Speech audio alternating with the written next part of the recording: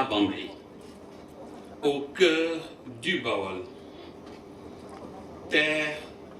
terroir d'intelligence et d'ascèse, de bravoure et de richesse humaine. Sur ce site historique, témoin de hauts faits héroïques, que le gouvernement du Sénégal a décidé, il y a 10 ans déjà, de faire semer, comme j'ai l'habitude de le dire, une graine de lumière pour que la jeunesse africaine y pousse, comme dirait le président Senghor, comme les grands palmiers verts. C'est un bonheur pour moi indescriptible de me retrouver à nouveau au milieu de ces hommes et ces femmes d'une qualité exceptionnelle pour célébrer l'excellence et la vertu qui font battre le cœur de l'université Alioune Diop.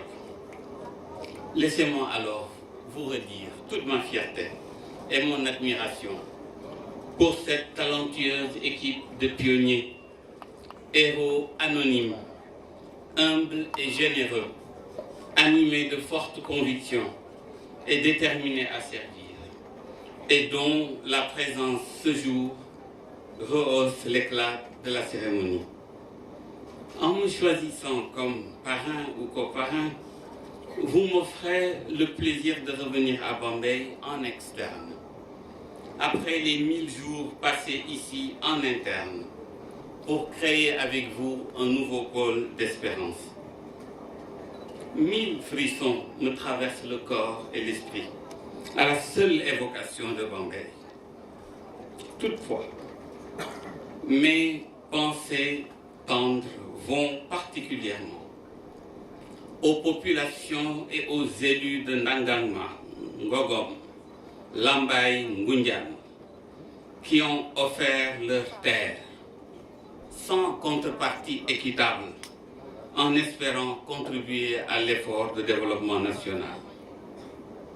Je pense à ma mère d'adoption ici, qui vendait les cacahuètes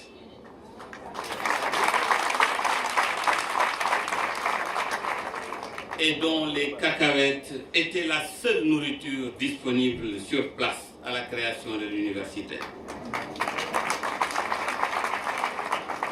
Je pense aux potières de Ndangangma, dont les belles œuvres ont décoré l'université durant ses premières années. Je pense à l'équipe des vaillants jardiniers, Sokhna et son équipe, qui, sous le soleil généreux de Bambey, ont rendu vivable cet espace de défi en imprégnant cette terre de leur sueur sacrée. L'université a un devoir de mémoire à leur endroit. Et c'est avec eux, monsieur le recteur, chers collègues, que je voudrais partager avec joie l'honneur que vous me faites de parrainer cette promotion. Je suis convaincu, à l'instar des chasseurs du Manden, que toute vie est une vie, qu'une vie n'est pas plus ancienne, plus respectable qu'une autre vie, et qu'une vie n'est pas supérieure à une autre vie.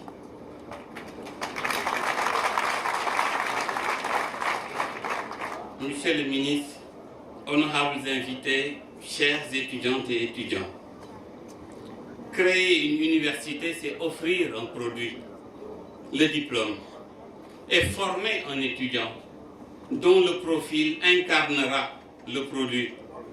Permettez-moi alors, en cette occasion solennelle, de partager avec les lauréats et les lauréates et leurs cadets, ainsi qu'à leurs enseignants, quelques sagesses tirées du répertoire universel. La qualité du produit et la valeur de celui qui l'incarne dépendent de la qualité et de la valeur du lien tissé entre l'enseignant et l'apprenant. Le philosophe de la prospective Gaston Berger nous rappelait déjà, je le cite, que comme l'amitié, l'enseignement exige un difficile sacrifice. Ne pas chercher à former notre disciple à notre image, ne pas lui imposer nos goûts ou notre système, lui donner les moyens pour être lui-même, d'être, s'il le faut, tout à fait différent de nous. Il est peu d'hommes assez détachés pour réaliser cela sans souffrir. Mais au travers tout ce que perd alors l'amour-propre, nous goûtons la joie supérieure d'ouvrir un esprit, de le mettre en possession de son autonomie, de lui donner comme une seconde naissance. Fin de citation. Le passage à l'université est un moment de bonheur, s'il est bien compris.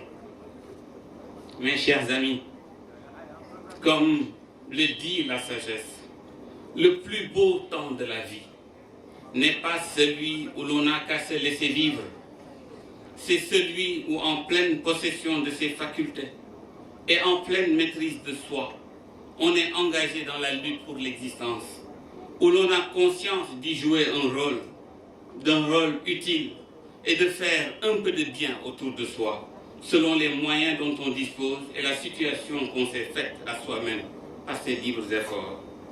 Enseigner, c'est espérer, nous dit l'académicien Pierre Léna. Vous avez donc toutes les raisons d'espérer. L'avenir vous est ouvert et il sera pour vous ce que vous aurez décidé d'en faire. Soyez convaincus que si tant d'hommes et de femmes se plaignent d'être passés à côté de l'essentiel, c'est qu'ils ont oublié de lui donner rendez-vous et qu'ils ne savent ni ce qu'il est, ni où il se trouve. À l'université, on doit apprendre à privilégier le travail actif et intelligent, pleinement assumé. On doit le privilégier sur la facilité et la responsabilité. Privilégier la discipline et la politesse sur la révolte. C'est ce qui explique l'écriteau auquel faisait allusion tout à l'heure M. Mamadou Sarr, que nul n'entre ici que si par sa politesse. Il a du respect pour ses semblables, de la déférence au temps et de l'obligeance pour l'environnement. Mes chers amis, vous incarnez les espoirs d'une nation jeune, mais au cœur meurtri, parce que longtemps blessée dans sa fierté et sa dignité. Une nation qui aspire légitimement à la résilience et que vous n'avez pas le droit ni de décevoir, ni d'accroître les souffrances. Tout le monde l'a répété. Le travail est la loi de l'homme. Vous êtes à l'université pour apprendre et dans la société pour travailler. Mais vous êtes à l'université alors pour apprendre à travailler, pour développer toutes les puissances actives de votre être, pour vous mettre en état d'affronter la vie et de suffire à ses exigences dans un environnement encore démuni. En décidant d'implanter des universités en milieu rural, l'État du Sénégal vous met au contact des vraies réalités du pays. Même difficiles, vos conditions d'existence sont bien meilleures que celles de votre voisinage. À vous de faire preuve d'humilité et de dignité en essayant de mériter les privilèges qui vous sont consentis avec l'argent du contribuable. Vous réclamez souvent la liberté, nous vous y encourageons. L'université est le lieu d'apprentissage de l'exercice citoyen de la liberté. Mais la vraie liberté consiste à avoir la maîtrise de soi, à gouverner ses actes et ses libertés, et ses paroles, à se soumettre à la raison et au bon sens. Ne forcez ni l'État, ni vos maîtres à se servir des moyens que la nation met entre leurs mains. Si vous cultivez cette vraie liberté, vous vous rendrez digne des privilèges que l'on nomme franchise universitaire. Mais lorsque vous vous montrez indigne, l'espace universitaire devient un espace de droit commun et vous expose à la rigueur des lois et règlements et à la réprobation sociale. L'ambition intime de l'université sénégalaise, notamment sous la vision de M. le ministre, est de former les étudiants à la citoyenneté, à la liberté véritable et à la responsabilité, en faisant les dépositaires d'un savoir utile et de qualité, leur permettant de s'engager avec méthode et conviction pour servir et non pas se servir, pour être au service du développement de la nation, pour être des citoyens dignes et fiers de leur africanité et qui n'ont pas peur de la lumière de leur puissance. À ceux qui vont désormais emprunter le chemin du travail, mes vœux de succès les meilleurs vous accompagnent dans la réalisation de vos desseins personnels comme professionnels. Paolo Coelho, que vous connaissez, nous rappelle, je le cite, que quand on voyage vers un objectif, il est très important de prêter attention au chemin. C'est toujours le chemin qui nous enseigne la meilleure façon d'y parvenir et il nous enrichit à mesure que nous le parcourons, dit-il. Alors, sur votre chemin, n'oubliez pas cette sagesse de Gibran. Le travail, c'est l'amour rendu visible. Si vous aimez ce que vous faites, c'est la qualité de votre travail qui va le révéler et qui va vous rendre digne du respect des autres. La connaissance de soi, la conscience de soi, la confiance en soi, comme l'illustrait tout à l'heure le parrain, le professeur Ndiaye, seront vos compagnons sur le chemin de la vie. N'imitez personne, soyez vous-même. Oscar Wilde disait « Sois toi-même, les autres sont déjà pris ». Si tu n'as aucune foi en toi-même, tu es doublement vaincu dans la course de la vie. Avec la voix, avec la foi, tu as gagné avant même d'avoir commencé. C'est Marcus Garvey qui disait cela. La contribution de chacune et de chacun d'entre nous est indispensable à la construction de la nation. Et quelle que soit l'amertume de nos conditions d'existence, il faut maintenir le cap et se concentrer sur l'essentiel, à l'abri de tous les polluants qui peuvent nous démotiver. Plutôt que de maudire les ténèbres, allumons une chandelle, si petite soit-elle, disait Confucius. Ces multiples chandelles sont les clés qui ouvrent les trésors cachés de la vie. Ce sont elles qui vont vous inspirer la création de ce que Joseph Kizerbo appelait de ses voeux, la création d'une version africaine positive de la civilisation contemporaine et d'une nouvelle version de l'africanité. Ce sont ces clés, disais-je, qui vous permettront de choisir votre propre futur en apportant votre contribution attendue à la construction d'une Afrique prospère, bien gouvernée, où règne la paix et la sécurité, d'une Afrique digne, fière de tous ses enfants, d'une Afrique debout qui marche vers le progrès et la modernité, d'une Afrique qui compte et non que l'on compte, d'une Afrique actrice de la gouvernance mondiale et non enjeu des puissances, d'une Afrique qui sort de cette longue nuit, d'une Afrique à la hauteur de ses réelles potentialités. C'est pour cela que j'ai choisi pour vous, en guise de souvenir symbolique de cette belle cérémonie, de confier à chacune et à chacun d'entre vous un porte-clés traditionnel. Vous aurez chacune un porte-clés traditionnel fait d'un tam-tam que je suis allé chercher chez des artisans anonymes dans le quartier très pauvre, niché au cœur de la Médina, que l'on appelle Niayes Thioker. Mais ce sont des personnes qui ne mendient pas, des personnes qui travaillent. Ce sont des produits du terroir qui véhiculent des pans entiers de notre patrimoine culturel et artistique. Ils symbolisent la voix africaine du Sénégal par le tam-tam qui a longtemps résonné dans nos contrées, entre les nations, par-delà les océans, dans les plantations et qui continue de résonner pour qui sait les entendre. Ils symbolisent surtout le savoir-faire de nos artisans, talentueux et valeureux, qui grâce au mélange sacré de leur sueur et de leurs larmes, savent lier le bois au bois, savent lier le bois à la peau. Ils lient le bois à la peau au fil, le fil au fer, le fer aux perles et les perles aux couleurs nationales.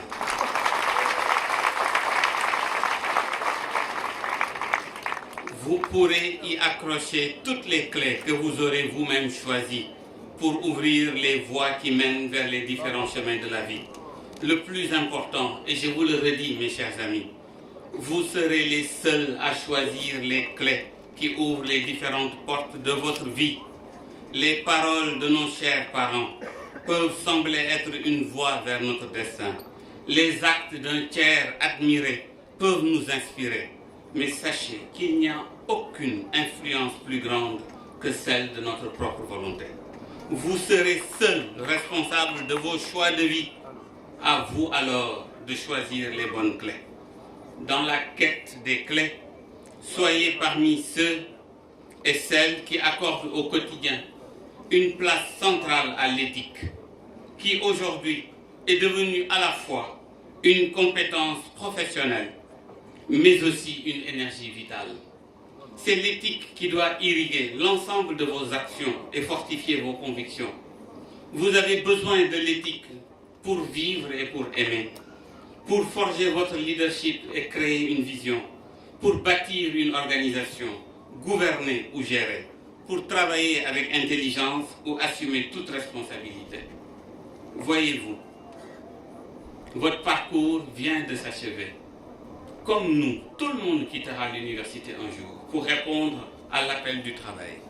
Si les études vous rendent aptes à travailler, il vous reste à présent à vous interroger sur votre aptitude à vivre. Je dis bien votre aptitude à vivre. C'est Martin Luther King qui définit l'aptitude à vivre. Et avec lui, je vous le redis, si vous n'avez jamais rencontré rien qui vous soit si cher, si vous n'avez jamais rencontré rien qui vous soit si cher, si précieux, que vous soyez prêt à mourir pour ça, alors vous n'êtes pas apte à vivre.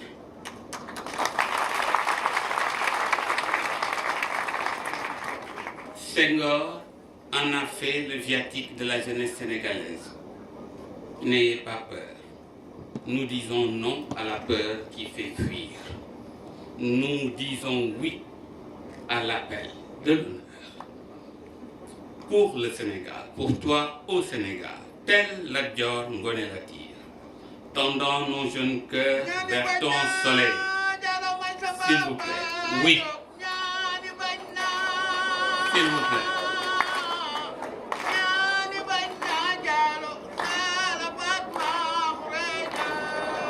Merci beaucoup.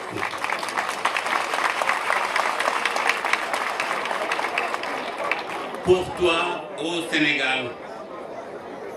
toi au Sénégal, tel Lat Dior Ngoné Latyr, tendant nos jeunes cœurs vers ton soleil. Oui, s'il nous le fallait, demain nous offririons notre souffle pour te défendre. Je vous remercie de votre attention.